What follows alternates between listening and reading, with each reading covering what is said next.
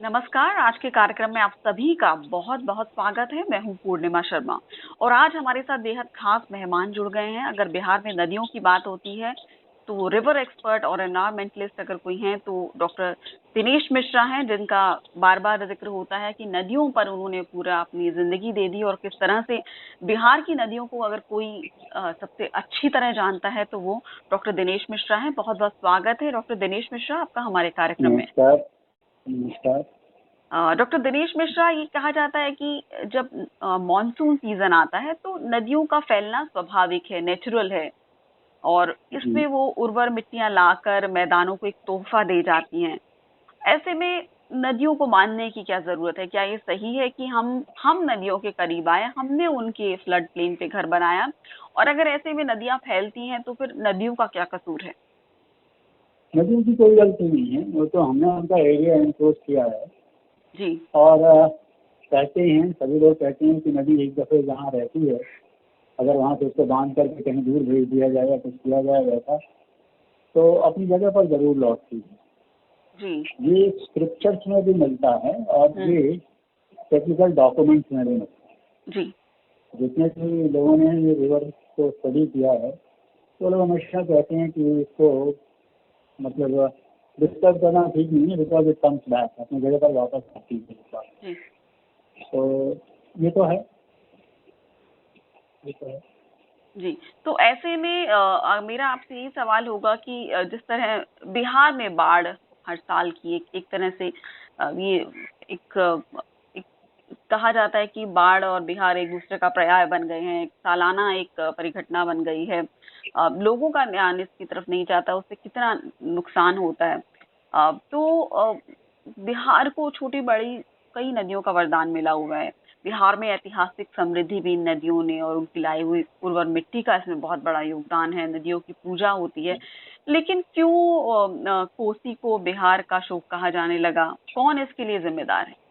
मुझे कोसी को शौक कहना, तो ये तो अंग्रेजों ने शुरू किया, जी क्योंकि उनके लिए रेवेन्यू कलेक्ट करना मुश्किल होती थी, क्योंकि ये तो मेंडरिंग रिवर है जी और मोस्ट अनस्टेबल रिवर है, बना तो मोस्ट अनस्टेबल रिवर का है। जी तो अपना इधर उधर घूमती रहती। इसको हमारे स्क्रिप्चर्स में और इसके अलावा भी उन्होंने जो क्लासिफाई किया है ना, उन्होंने एक तो कन्या का, कन्या is a girl child, child not girl, जी जी इट इज गर्ल चाइल्ड।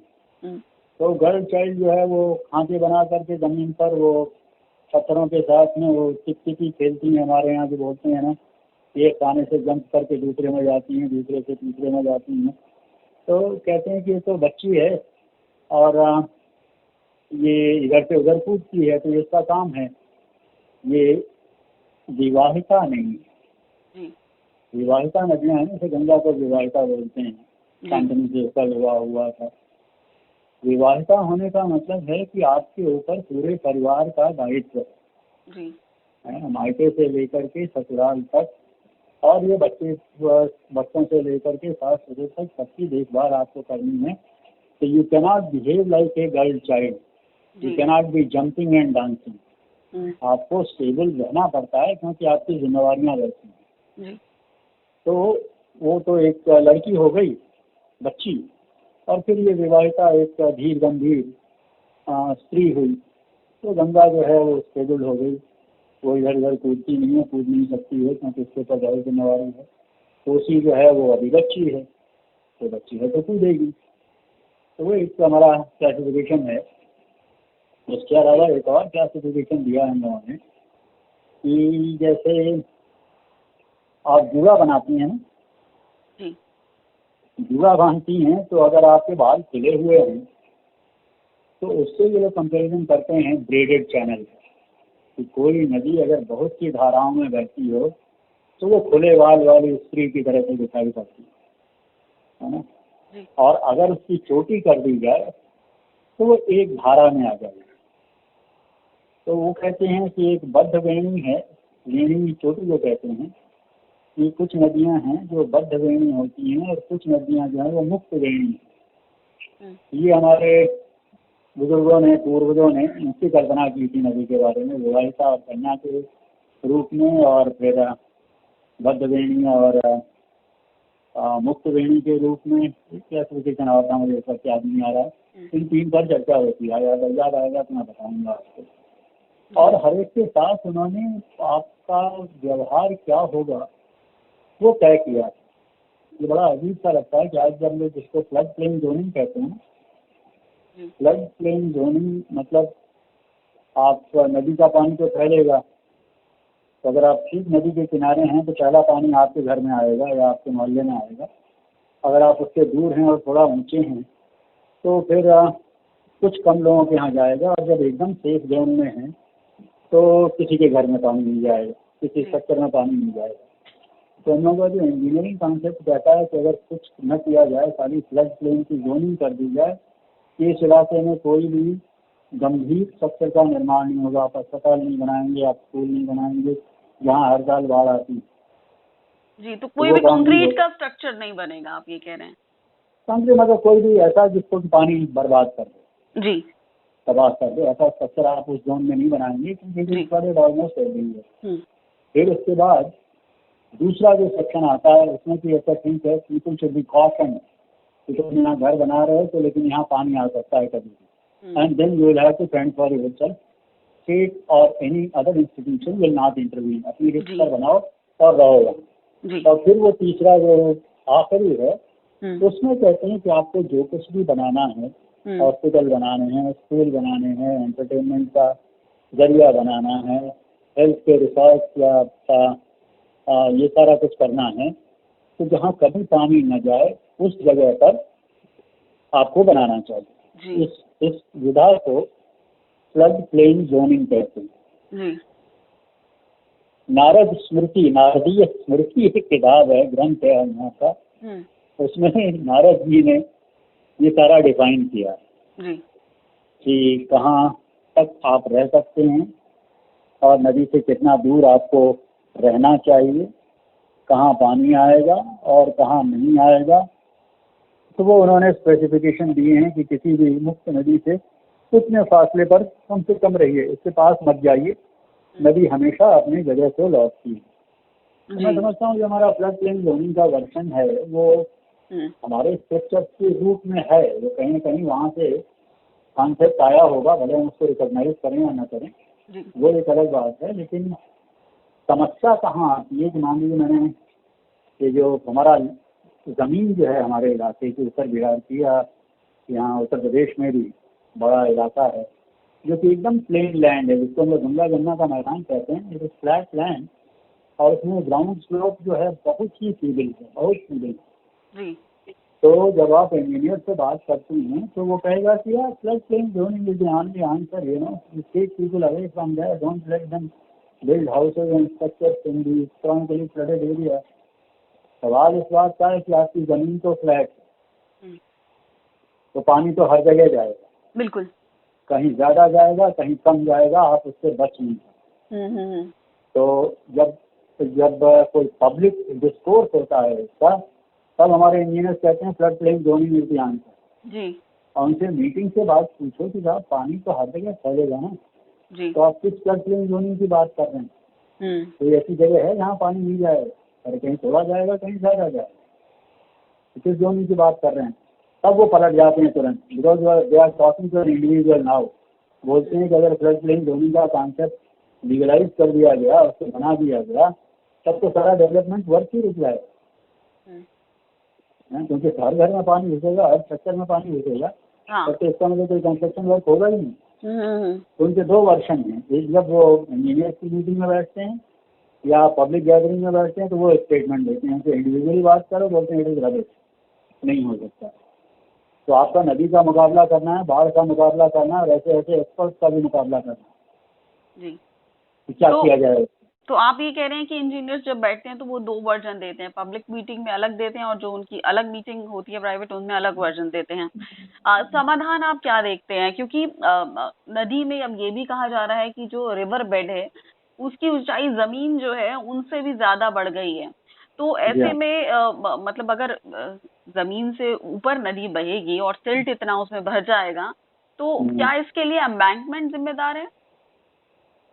इसके लिए हम जिम्मेवार हैं। हम जिम्मेवार हैं, अमेंडमेंट कहाँ से जिम्मेवार है? अमेंडमेंट तो हमने खुद खड़ा किया। जी हमने तो खुद अपने लिए सामान तैयार किया है अपनी परेशानी का, जी कि वो काम अगर हम करेंगे तो ये होने वाला है। मतलब हाँ जब सबसे पहले अमेंडमेंट बने थे, कहते हैं कि चाइना में वांगो का अमेंडमेंट बना था, आज से करीब 2700 साल पहले उस पर काम लगा था। जी तो वहीं से उन लोगों को थोड़ी थोड़ी अकल आना शुरू हुई थी कि ये जो सेडिमेंट आता है पानी के साथ में, पानी अकेला नहीं आता, वो सेडिमेंट ले करके आता है। जी तो अगर हम दीवार खड़ी करते हैं हैबिटेशन और नदी के बीच में, तो पानी तो रुक जाएगा, पानी तो बाहर नहीं जा पाएगा। जी लेकिन उसके साथ साथ जो फर्टिलाइजिंग फिल्ट जाती थी बाहर हमारे खेतों पर, वो भी रुकेगी, वो भी नहीं जाएगी। इसका सीधा परिणाम होगा कि आपकी fertility will be at stake, बिल्कुल and the status of your ground water also will be at stake. जी वो भी इस पर भी थोड़ा सा असर पड़ेगा, है ना।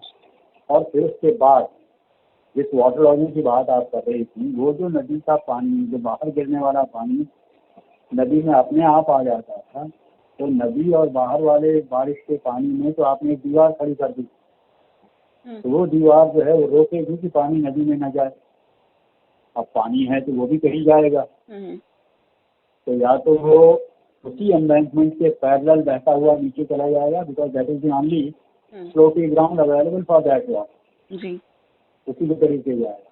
या अगर आगे चल करके कोई ऑब्स्ट्रक्शन है और जमीन तो ज़्यादा ही फ्लैट है, कोई और स्ट्रक्चर बना दिया, कोई सड़क बना दी आपने, रेलवे लाइन बना दी, तो फिर उससे निकलने के रास्ते नहीं होंगे।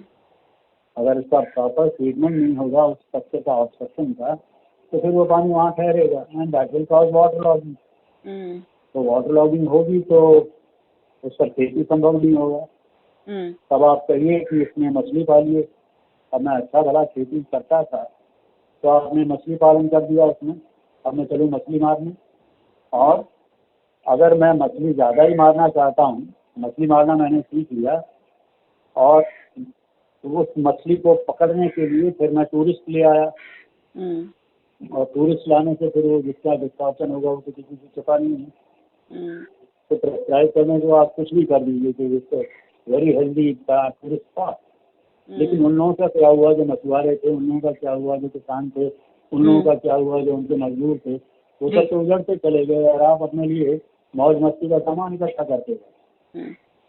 तो उनके प्रति भी तो हमारी कोई जिम्मेवारी बनती है ना। Just because I can afford tourist spot, तो आप मेरे लिए बना दिया, क्योंकि जिसकी रोजी रोटी जुड़ी हुई उसके लिए आपने कुछ नहीं किया, तो चला जाएगा बाहर, मजबूरी है उसकी, जाना ही पड़ेगा, उसको वहाँ नहीं रह सकते।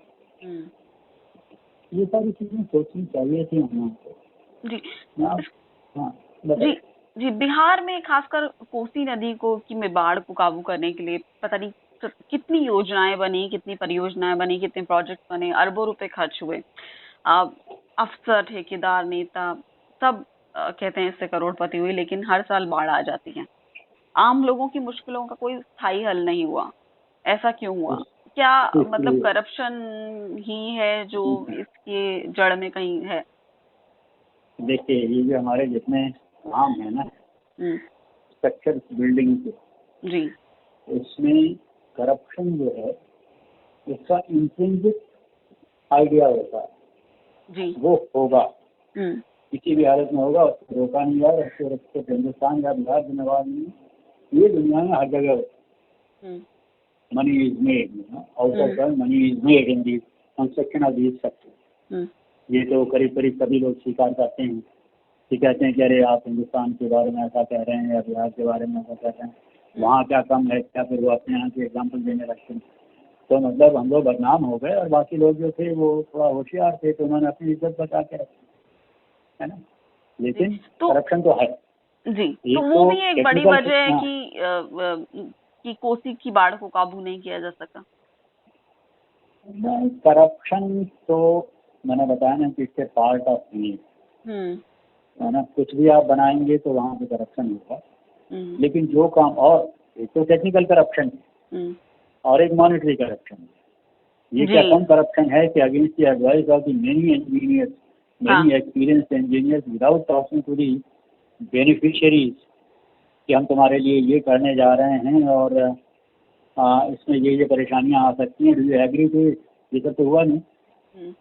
ये तो उसका फंक्शनल टेक्निकल करप्शन था ना कि आप जिसके लिए कर रहे हैं उससे आप बात ही नहीं कर रहे हैं, और आप एक्सपर्ट बन करके चले गए वहाँ इंजीनियरिंग पढ़ के, और वो जो आदमी वहाँ रह रहा है वो तो जिंदगी भर उसकी जनरेशन वहाँ रही हैं।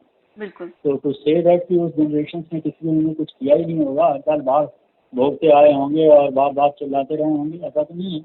उन लोगों ने भी कुछ किया ना, अपने सुरक्षा के लिए कुछ तो किया होगा। वो हम लोगों ने कभी जानने की कोशिश ही नहीं, न तो उनसे डायलॉग किया, न उनके लाइफस्टाइल को स्टडी करने की ज़रूरत हमें समझी, न इंजीनियरिंग सॉल्यूशन देते वक्त हम कौन सा तरीका अख्तियार करेंगे उसके बारे में कभी सोचा। बस जाके बना दिया, वो भुगत रहे हैं।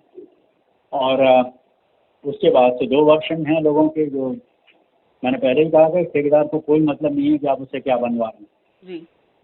वो आपको बनाएगा जैसे जैसे आप कहेंगे, और उसके बाद आपको बिल देगा, पैसा देगा, सीधी सी बात। वो आइडियोलॉजी में नहीं फंसता।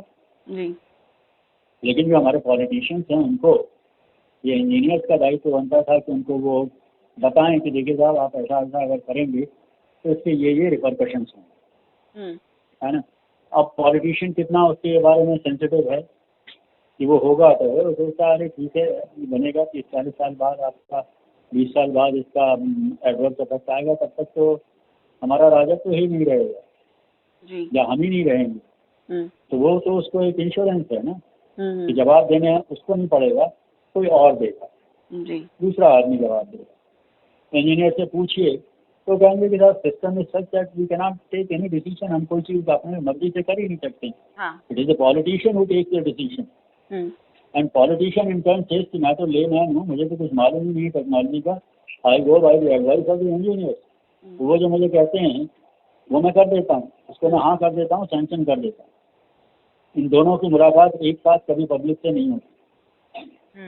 एक की दुनिया अलग है, दूसरे की दुनिया अलग है, और इंजीनियर्स का तो पब्लिक से कोई डायलॉग नहीं है। डायलॉग होता है पॉलिटिशियन, वही प्रोमिसेस करता है हम लोगों को, एरिया के लोगों को, कि मैं ये हमारी तरफ से सरकार हमारी ये करने जा रही है, और वो कभी नहीं बताता कि इसका ये अंजाम होगा, नहीं, कभी नहीं बताता।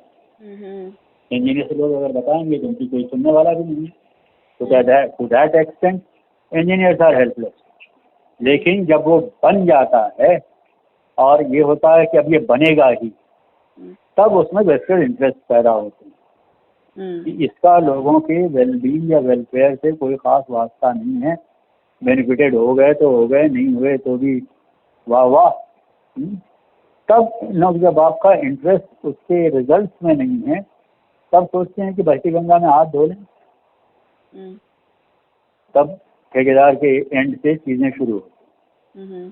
एंड देखो एक्चुअली साथ वहाँ तक जाती हैं, रास्ते में जो पड़ता है वो करते हैं। तो वो तो कुछ भी कर लीजिए ना आप। एक तरीका मैंने शायद किसी को बताया था, आपको बताया था कभी कि एक दफ़े यूपी में बहुत ज़बरदस्त बाढ़ आई थी 1955 में। तब इन लोगों ने एक शोषा छोड़ा कि जितने गांव हैं उनको ऊंचा कर दिया जाए।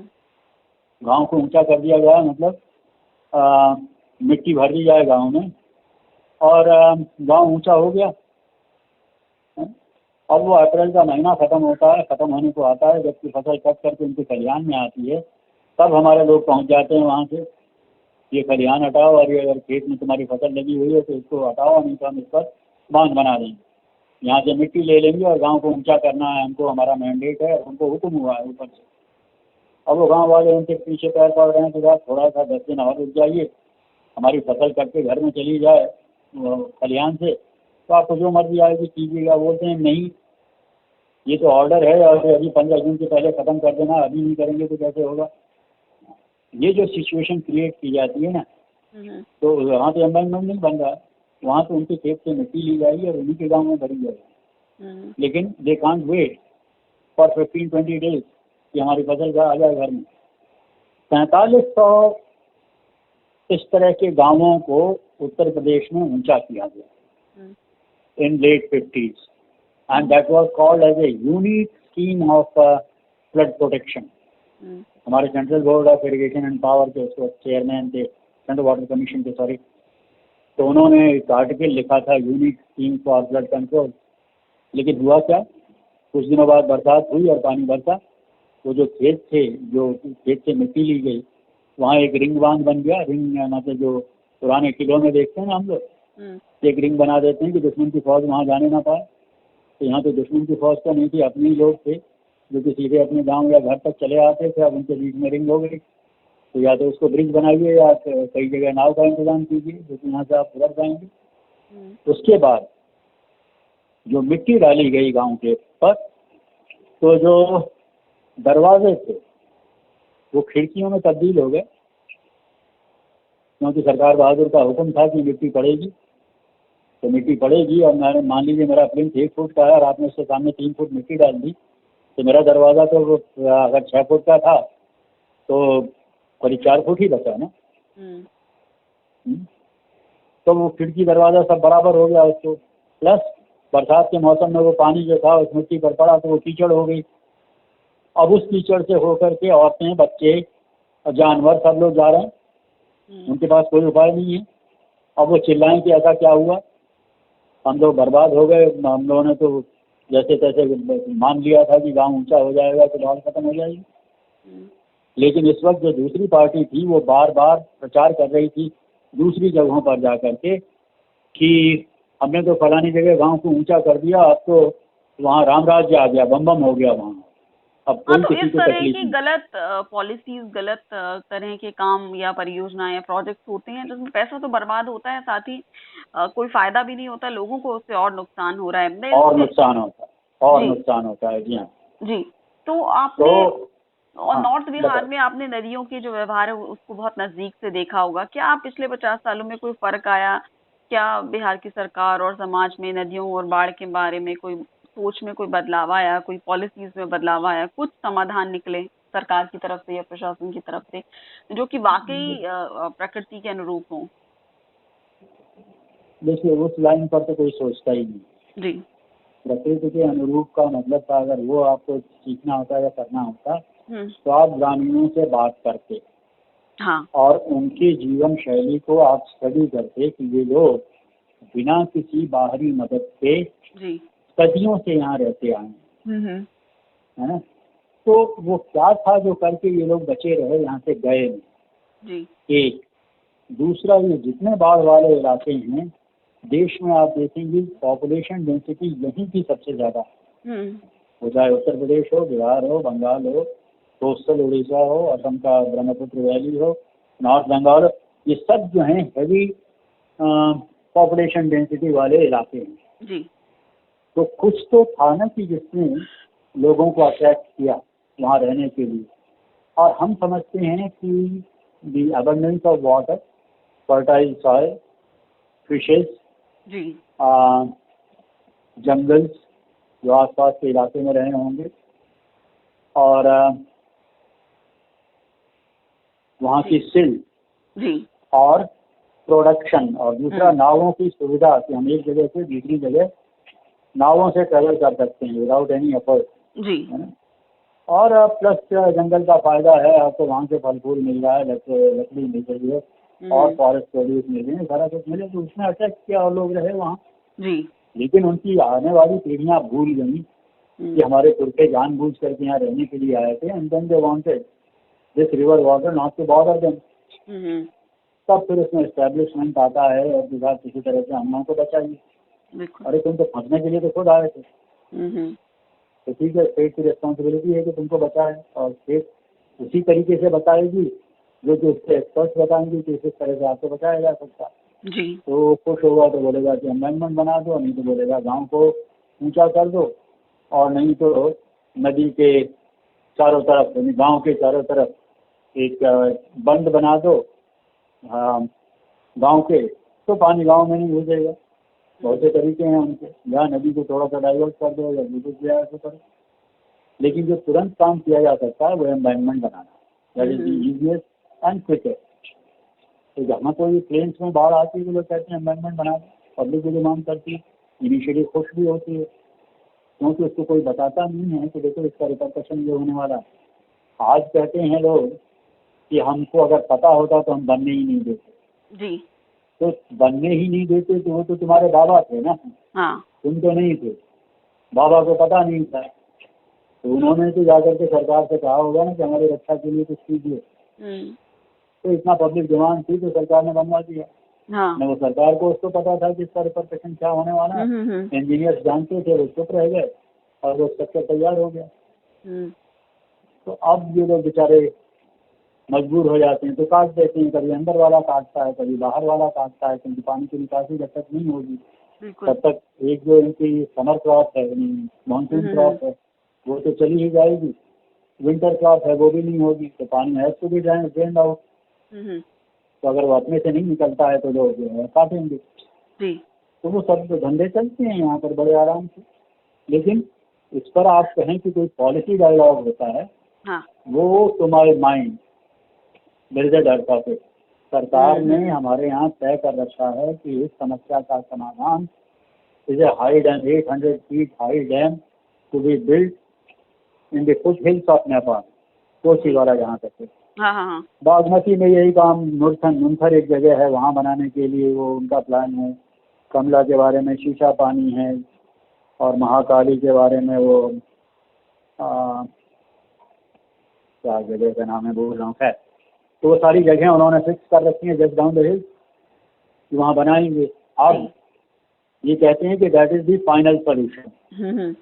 यार अमेंडमेंट तो टेम्परेरी सॉल्यूशन था, but the final solution lies there. Final solution lies there मतलब इससे दो हिंट्स दिए जाते हैं। वन, कि हमारी समस्या का समाधान हमारी जमीन पर नहीं है।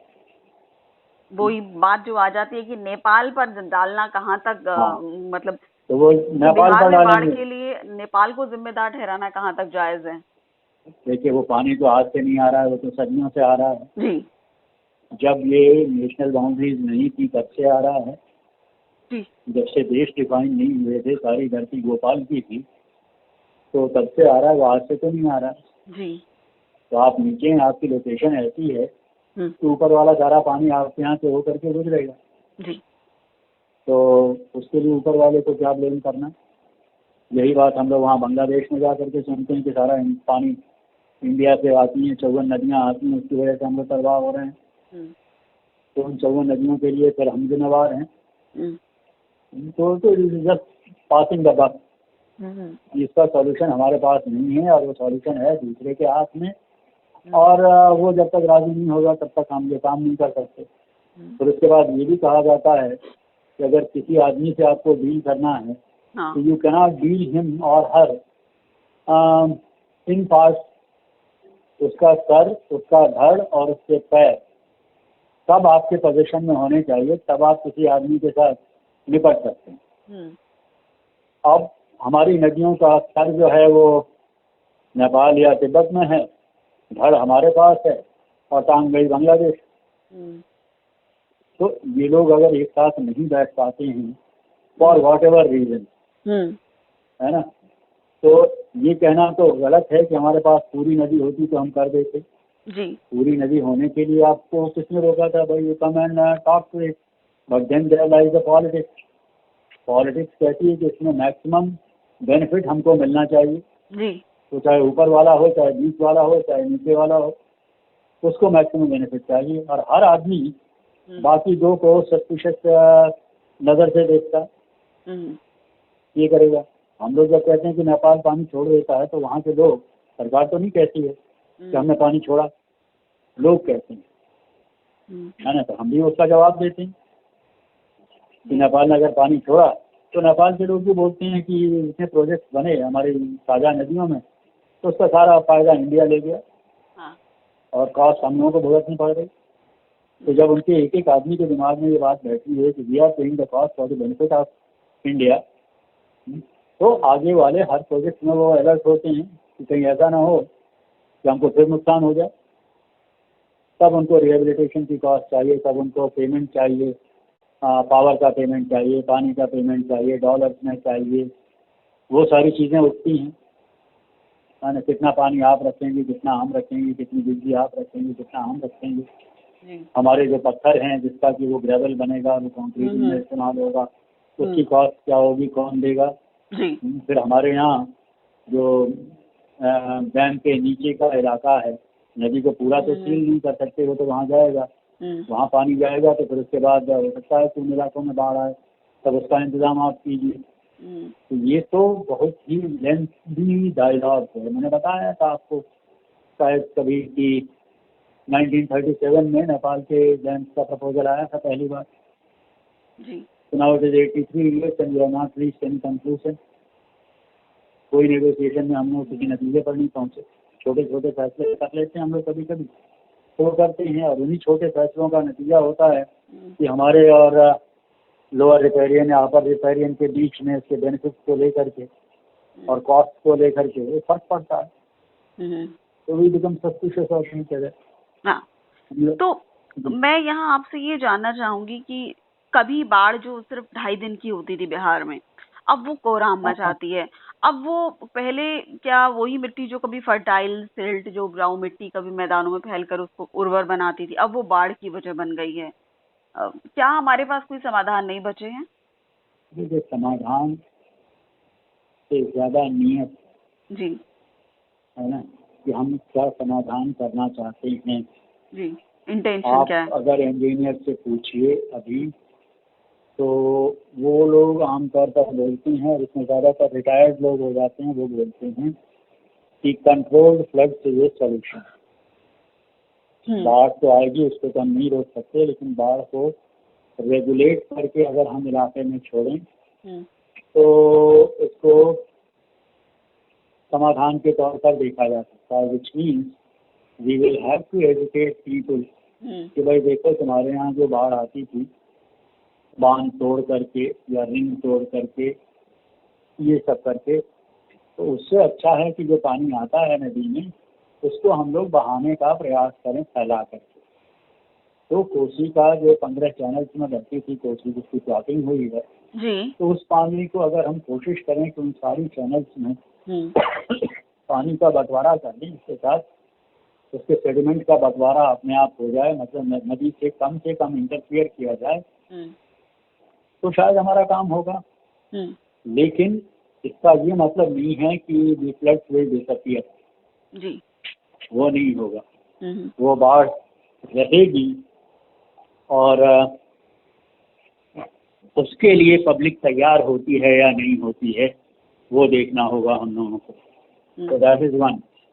दूसरा, जो सॉल्यूशन ये लोग बताते हैं, ये काम करते हैं कि ये जो अमेंडमेंट बना हुआ है, मान लीजिए कोसी के जो अमेंडमेंट बने हुए हैं, तो नदी तो स्विंग करती थी, कहते हैं कि वो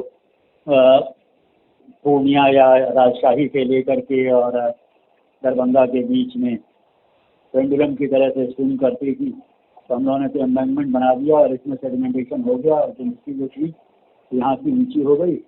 अब हम लोग कंट्रोल सेडिमेंटेशन करेंगे, इसका एक और पैरेलल तीसरा अमेंडमेंट बना देते हैं। ये बीच वाला अमेंडमेंट जो है वो रहे चाहे टूटे, लेकिन वो पूरी मिट्टी जो है उसके अगले इलाके पर फैल जाएगी, है ना, और उसका भी लेवल ऊंचा हो जाएगा। तो फिर उसके बाद वो जब ऊंचा हो जाएगा तो फिर एक और अमेंडमेंट बनाएंगे। ये कौन करने देगा? जी, पब्लिक तो नहीं करने देगी ना। पब्लिक ने तो देख लिया है कि जो दो अमेंडमेंट के बीच में लोग फंसे हैं, उनकी क्या गति हुई। तो कोई भी तीसरा अमेंडमेंट बनने नहीं देगा। ये मेरी मान्यता है। अब ये है कि किसी तरह से बेवकूफ़ बना करके उसको कर लिया जाए तो वो एक अलग बात है, लेकिन एक चीज़ समझ में आती है, you allow the water to rise up to certain level, ठीक है, और उसके बाद जितना भी पानी आता है वो पक्का स्ट्रक्चर बना करके इन्हीं एम्बैंकमेंट में उसको स्पिल कर दो, और कोसी की जो पुरानी चैनल है उस पानी को उन पुरानी चैनल्स में डाइवर्ट करने की कोशिश करो, जी, है ना। तो थोड़ा एक तो एम्बैंकमेंट के ऊपर से खतरा खत्म हो जाएगा, और दूसरा ये है कि वो सारी जो चैनल्स थी वो रिजुविनेट हो जाएंगी।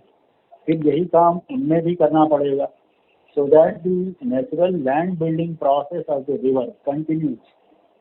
लैंड बिल्डिंग प्रोसेस से मेरा मतलब है कि हमारे जो गंगा जमुना के प्लेन्स बने हैं ये तो पहाड़ से आई हुई मिट्टी से ही बने हैं ना। बिल्कुल।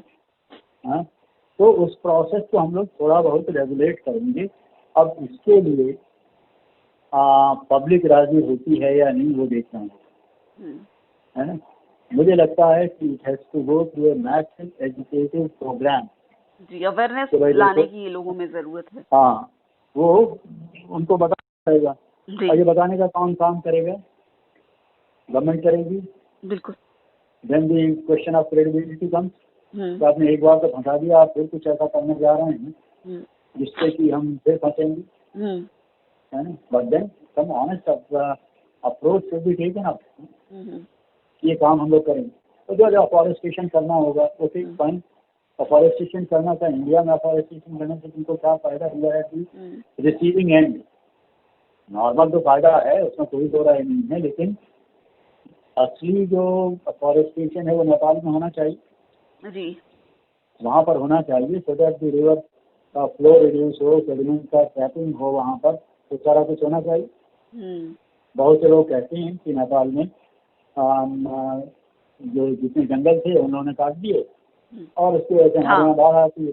जी नेपाल से आप बात कैचमेंट एरिया। कीजिए, जी ये बात होती है नेपाल कि से आप कैचमेंट बात कीजिए, जी जी हाँ, तो नेपाल के लोग बताते हैं और पूरा डेटा आपको पकड़ा देंगे कि हमारे पास 1950 में कितना फॉरेस्ट था और अब कितना है। तो वेयर इज डिफॉरेस्टेशन? वो डिफॉरेस्टेशन कहाँ है जिसकी आप बात कर रहे हैं? हमारे यहाँ तो फॉरेस्ट एरिया बढ़ा है, फॉरेस्ट कवर बढ़ा है। That is what you want to establish, it is already establish. तो आपकी नदी का काबू में नहीं आती तो हम क्या? 1954 के दौरान 50 के दशक में यही बात ठीक उठी कि afforestation should be followed following the construction of the environment, है ना? उसके साथ साथ होना चाहिए। यहाँ से एक टीम गई भी वहाँ अफॉरेस्टेशन के लिए। तो अब जो आदमी वहाँ जाएगा भारतवर्ष से, will be away from his family, number 1। बाल बच्चे उसके नहीं छूट जाएंगे, वो जा करके वहाँ रहेगा, तो उसका मन नहीं लगेगा वहाँ पर, बार बार उसको बच्चों की और पत्नी की और पेरेंट्स की चिंता होगी, तो बेमन का काम करेगा वहाँ, वो बहुत ज़्यादा नहीं रुकेगा। और फिर उसके बाद बहुत से लोगों की पनिशमेंट पोस्टिंग की गई वहाँ पर। किसी को अगर डिपार्टमेंट परेशान करना चाहता है या कुछ करना चाहता है तो उसको भेज देगा वहाँ साहब और वो जाएगा। ये सारे बेमन से काम करने वाले लोगों का एक कांग्रेगेशन तैयार हुआ जो कि 55 या 56 में भेजे गए थे। And because of their this interestedness 2 साल में पूरा प्रोग्राम वाइंड अप करना पड़ा। ये तो कोई नहीं पता है हमको कि वहाँ लोकल सपोर्ट उनको कितना मिला, लेकिन ऐसा हुआ था and it is on record. ऐसा ऐसा हुआ था, बाद में 2 साल के बाद उसको बंद कर देना पड़ा।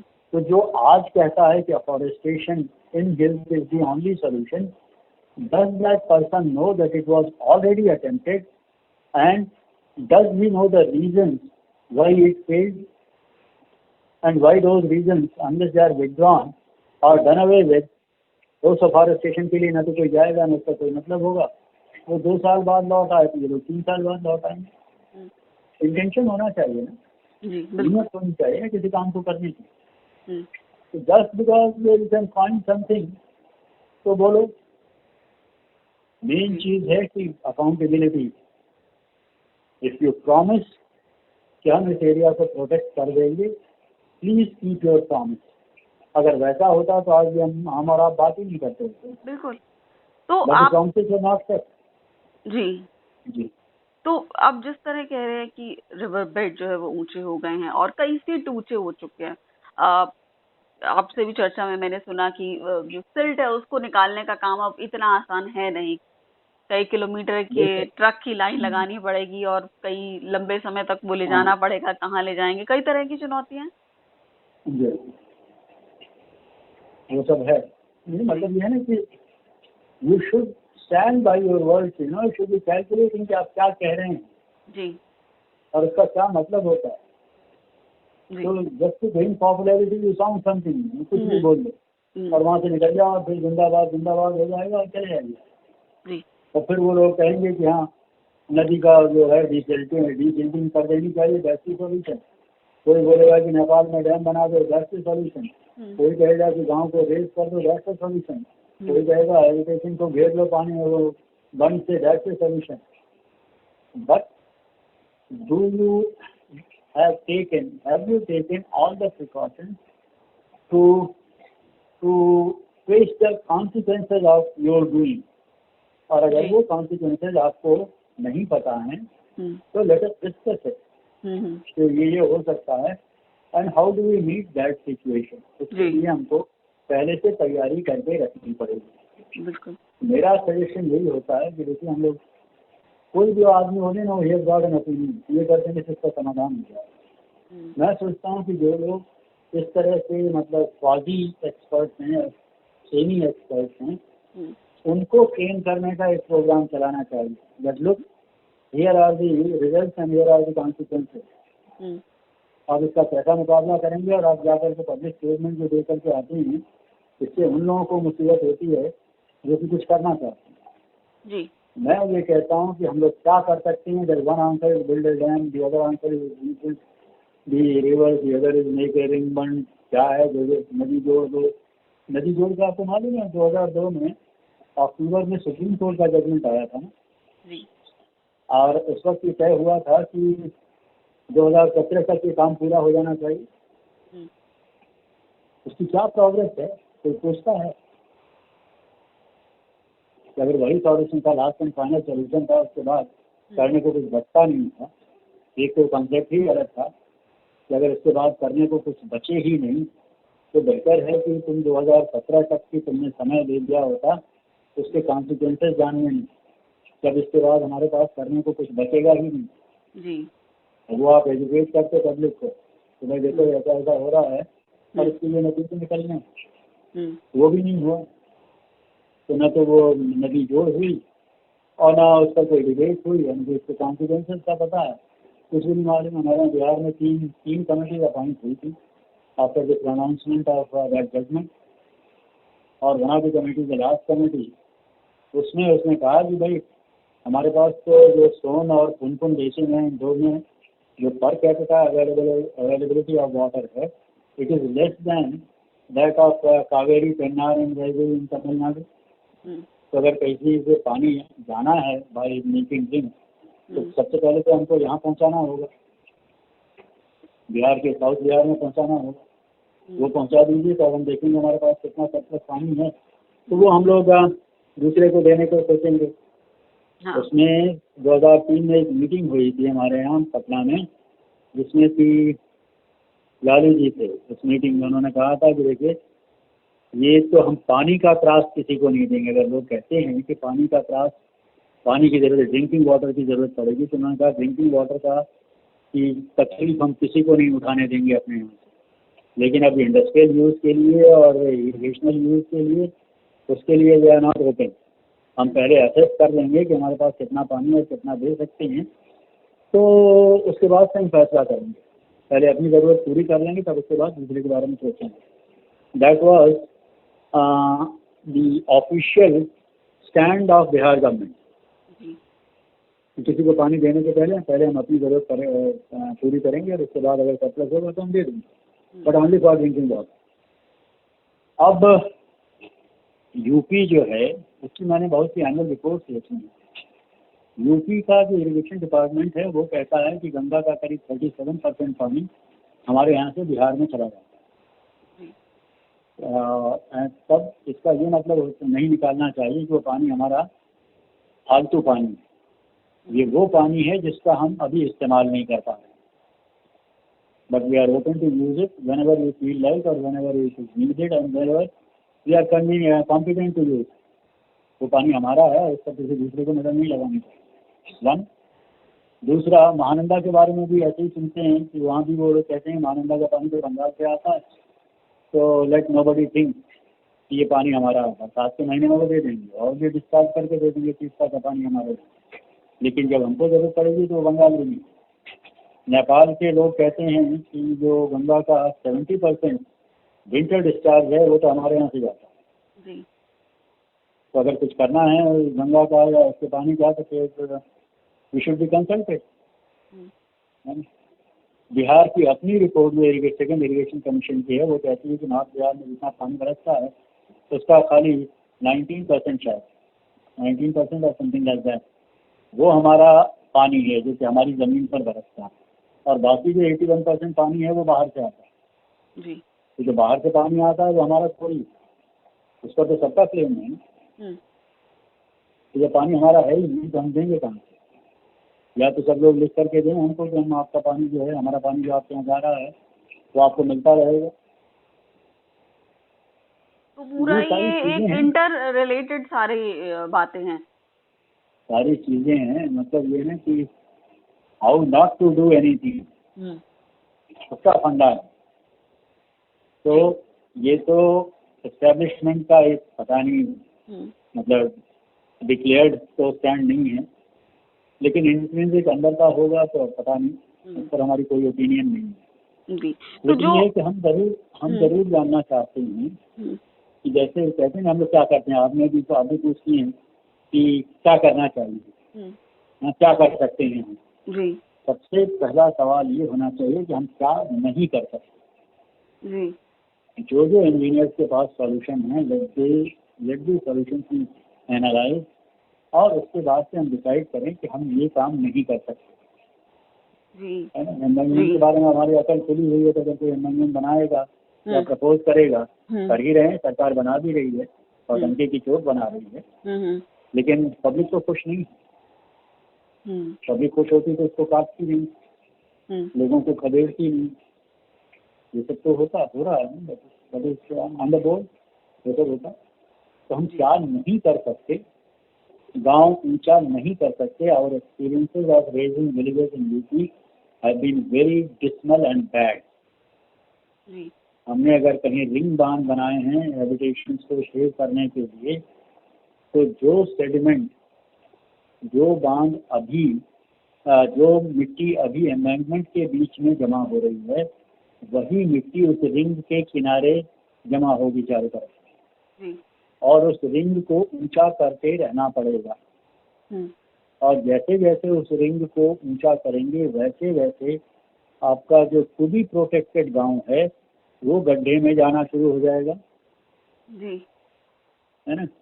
और वो रिंग बांध अगर कहीं टूट जाता है तो भागने का मौका नहीं मिलेगा किसी को, सीधे जल समाधि होगी। है ना।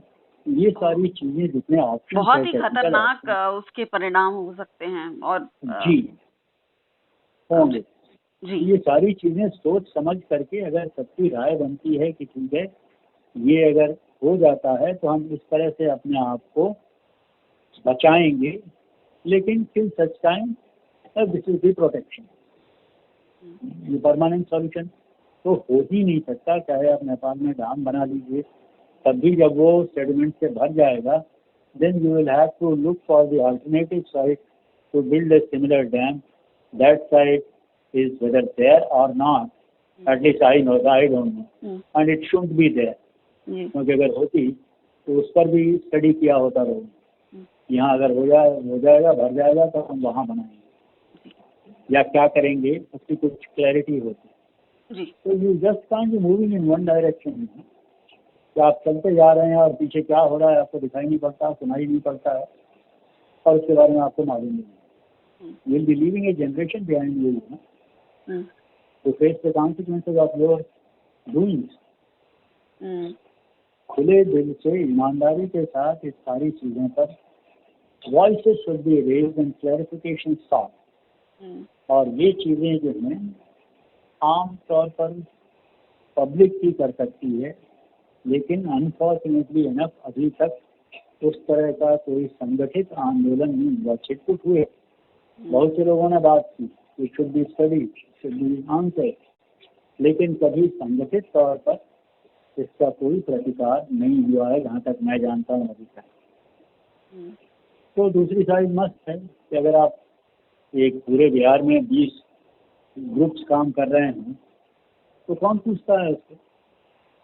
मैंने एक बार मिनिस्टर साहब से बात की थी, चीफ मिनिस्टर रह चुके थे। मैंने पूछा साहब वो बांध नेपाल वाला जो आप बात करते हैं, आपका लेख छपता है, भाषण छपता है अखबारों में, मैगजीन में, कब बनेगा? उन्होंने कहा कभी नहीं बनेगा। मैंने कहा यू आर ऑन रिकॉर्ड। मैंने टेप रिकॉर्डर रखा हुआ था उनके सामने उनकी इजाज़त से। तो मैंने कहा कि मैं आपको इन्हीं शब्दों को कोट करूंगा तो वो कभी नहीं बनेगा। वो कहाँ करिए ना, आपकी चिंता ही काम है। हमारी सुनते हैं लोग, क्योंकि हमारी पार्टी है, हमारा संगठन है, तो हमारी बात सुनी जाती है। आपकी ना पार्टी है ना आपका संगठन, अकेले हैं आप, चिल्ला के रहो, तो ठीक है, तो क्या कर सकते हैं। मैं जितना लिखता हूँ कि वही नेपाल पानी नहीं छोड़ता है, उसी रफ्तार से दूसरे दिन हेडलाइन बनती तो लोग पूछने वही, आप लोग कुछ करते नहीं है, क्या करेंगे। पब्लिक वही सुनना चाहती कि नेपाल पानी छोड़ देता है, और that suit everybody. Engineers wash their hand, चुप रहते हैं, पहले भी चुप रहते थे, अभी भी चुप रहते हैं। वो कभी रिमाइंडर नहीं देते कि नहीं नेपाल पानी नहीं छोड़ता है। All the structures that are there on the border are manned by Indian engineers और बिहारी इंजीनियर्स। तो पहले भी नहीं बोलते थे, अभी भी नहीं बोलते। पॉलिटिशियंस को भी सूट करता है कि अगर हल्ला मचता है पब्लिक में कि नेपाल पानी छोड़ देता है, वो भी अपनी जिम्मेवारी से मुक्त हो गए और पब्लिक भुगते। बात ये है कि हमारे पास बिहार में 2 स्ट्रक्चर्स हैं, एक कोसी पर है, एक गंडक पर है, बराजेस हैं, और उन्हीं से पानी छोड़ा जाता है, अगर छोड़ा जाता है। That is all in the hands of Indian engineer. किसी नेपाली के अंडर में नहीं है। एरिया जरूर नेपाल का है, लेकिन कंट्रोल तो हमारा है जी। तो मैं समझता हूँ कि कभी जब लोग फेडअप हो जाएंगे पूरी तरह से, तो शायद they might come for consultation. ये चल नहीं पा रहा है, नहीं हो रहा है, एक विशेष एक सर्कल बना दिए, एक दुष्चक्र बना दिए, जिससे अब बेशक तो आपने जिस तरह सुझाव दिए या आपने बातें बताई, तो इससे तो यही लगता है कि सरकार, प्रशासन और जितने भी इस काम में लगे इंजीनियर, सब ने कान बंद कर रखे हैं और वो नए तरीके से ना सुन रहे हैं ना सोच रहे हैं। नहीं सुनना चाहते जी। एक्चुअली रिटायर हो जाने के बाद लोग आइडिया देते हैं कि ये करना चाहिए, लेकिन वो जब तुम थे, तुम्हारी सारी पावर तुम्हारे हाथ में थी, तब आप क्या करते हैं? Your got idea is fine, but what were you doing then? उस वक्त आपने क्यों नहीं किया?